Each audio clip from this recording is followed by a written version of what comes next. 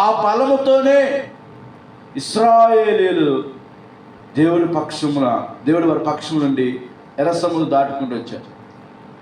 ఆ బలముతోనే దావీదు ఆత్మచేత నింపబడినప్పుడు ఒక అభిషేకము దావీదు మీదకి వచ్చినప్పుడు, బలమైన ఆత్మచేత అతను నింపబడినప్పుడు ఆ అభిషేకంతోనే గొల్యాతును చంపగలిగాడు.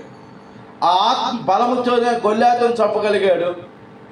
ఆ బలము చేతనే శత్రువులందరి చేతులను తప్పించుకోగలిగాడు. కొన్నిసార్లు శత్రువులను చంపాడు.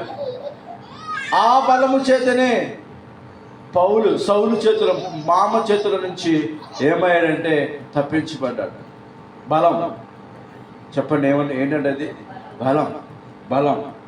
ఈరోజు ఆత్మీయ బలం అంటే ఎందుకు ఈ బలం మనకు కావాలంటే, ఈ బలములో ఉన్న గొప్ప ఆశీర్వాదం ఏంటంటే, ఏది ఉన్నా లేకపోయినా, ఏది జరిగినా లేకపోయినా, దేవుడే నాకు బలం అనుకున్నప్పుడు ఏది కూడా మనల్ని భయపెట్టలేదు. ఏ సమస్యలు కూడా మనల్ని భయపెట్టలేదు.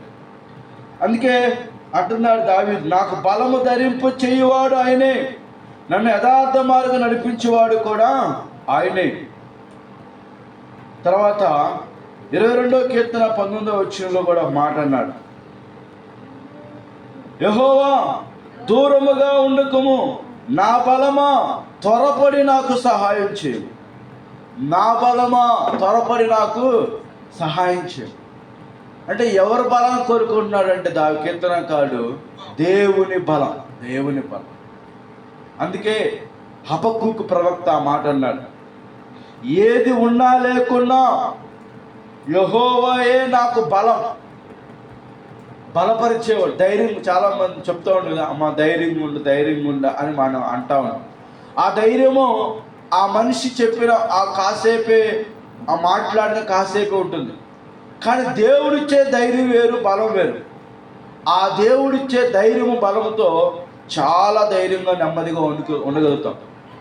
అందుకే మరొక మాట 73వ కీర్తన 26వ వచనం, 73వ కీర్తన 26వ వచనంలో మనం చూసినట్లయితే,